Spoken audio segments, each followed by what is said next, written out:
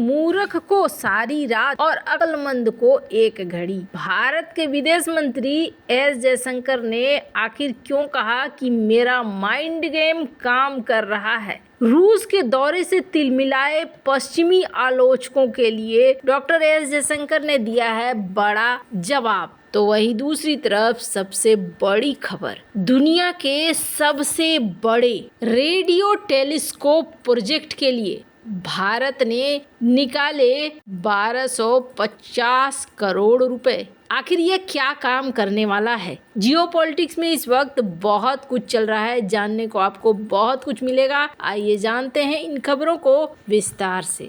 भारत के विदेश मंत्री एस जयशंकर ने अपने रूस के दौरे की आलोचना करने वाले पश्चिमी देशों के विशेषज्ञों को करारा जवाब दिया है। विदेश मंत्री एस जयशंकर ने सोमवार को कहा कि मॉस्को के साथ नई दिल्ली के संबंध फायदेमंद साबित हुए हैं। उन्होंने दोहराया कि रूस के साथ देश के संबंध महत्वपूर्ण हैं और स्थिर हैं। समाचार एजेंसी एनआई के साथ एक इंटरव्यू में जयशंकर ने अन्य देशों के साथ व्यवहार करते समय भारत को विचारशील दृष्टिकोण अपनाने की जरूरत पर जोर दिया है। जयशंकर ने अपनी 5 दिनों की रूस यात्रा पर पश्चिमी मीडिया की प्रतिक्रिया के जवाब में कहा कि अगर लोग मुझे नहीं पढ़ पा रहे हैं तो इसका मतलब है कि मेरा माइंड गेम काम कर रहा है। फिर उन्होंने कहा कि लेकिन ईमानदारी से जवाब यह है कि मुझे कोई कारण नहीं दिखता है कि लोगों को कुछ लेना देना होना चाहिए, क्योंकि आप जानते हैं कि हमने हमेशा से कहा है कि रूस के साथ हमने हमेशा से महत्वपूर्ण रिश्ते को बना कर रखा है और रूस के साथ हमारा रिश्ता लगातार एक समान स्थिर है। आपको बता दें, भारत ने रूस यूक्रेन संघर्ष पर तटस्थ रुख रखा है, साथ ही मामले को सुलझाने के लिए बातचीत और कूटनीति की वकालत की है।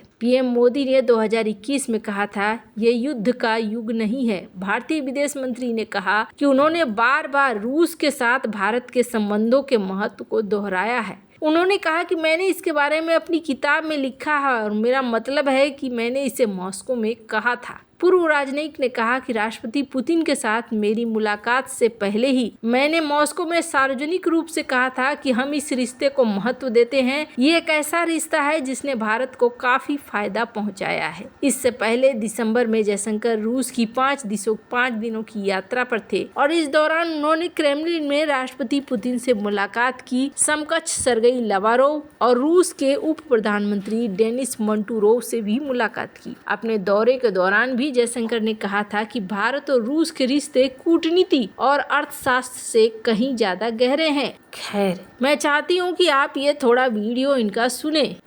Should take any what was happening other than at face value, because we have always maintained that the Russia relationship is a very important one, very steady one. जहाँ एक तरफ ये सब कुछ हो रहा है, वहीं दूसरी तरफ भारत ने आखिरकार अपनी तिजोरी से बड़ा पैसा निकाला है और ये बड़ा पैसा उन्होंने कहाँ पर खर्च किया है तो आपको बता दें, ये बड़ा पैसा दुनिया के सबसे बड़े रेडियो टेलीस्कोप प्रोजेक्ट में लगाने के लिए खर्च किया जा रहा है। आपको बता दें, हमने आपको कल ही एक खबर दी थी जिस खबर में बताया था कि भारत ने ब्लैक होल को स्टडी करने के लिए अपना एक सैटेलाइट भेजा है और उसके बाद अब एक ये नया ऐलान आ रहा है जिसमें भारत के कैबिनेट ने 1250 करोड़ रुपए अप्रूव कर दिए हैं वर्ल्ड के सबसे बड़े रेडियो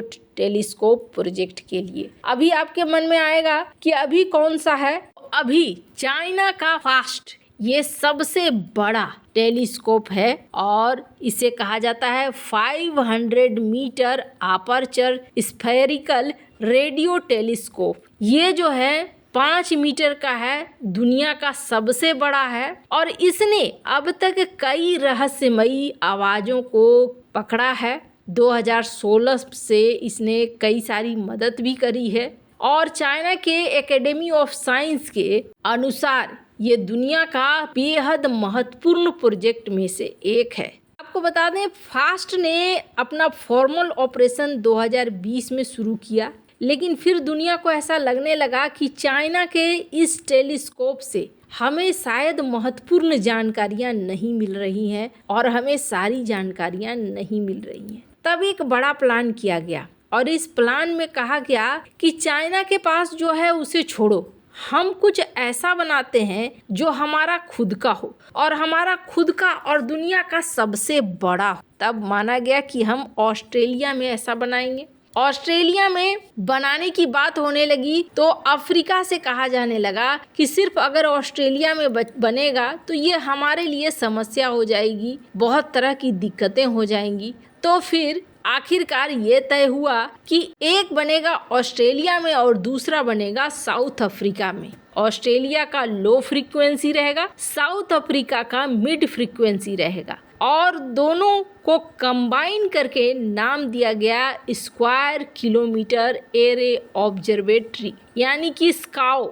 इस प्रोजेक्ट को 1991 में सोचा गया, फिर 1993 में एक ग्रुप बनाया गया जो इस पर काम करेंगे और आपको बता दें 2000 में एग्रीमेंट साइन हुआ।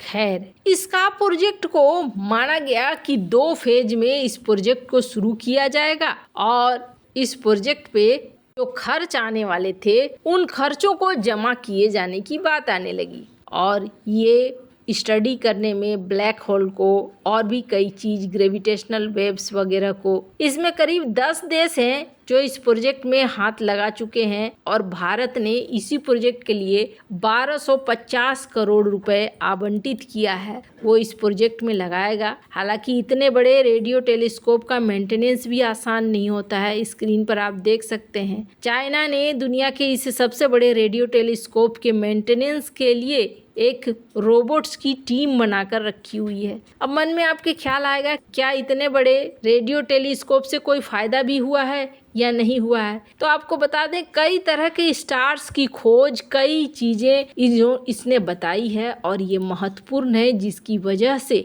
इसे बनाया जा रहा है। अब जहाँ तक भारत की बात है तो भारत के पास भी अपना एक इसी तरीके का सैटेलाइट है, अपना इसी तरीके का रेडियो टेलीस्कोप है जो यूनिवर्स के वाइब्रेशन को सुन सकता है। दूसरी बात यह है कि भारत के बनाए गए जो सॉफ्टवेयर हैं वो सॉफ्टवेयर काफ़ी कुछ मदद करते हैं गैलेक्सी को पढ़ने में, समझने में, और ये बता रहा है कि हमारी क्षमताएं भी इस दिशा में काफ़ी आगे बढ़ चुकी हैं। अंतरिक्ष एक बहुत बड़ा रहस्य है और इस रहस्य को जो जितनी जल्दी सुलझा लेगा उसके लिए उतना ही फायदा रहेगा। वैसे इन सब मामले में आपकी क्या राय है, कमेंट कर जरूर बताएं। जल्द मिलते हैं अगले वीडियो में नई खबर के साथ।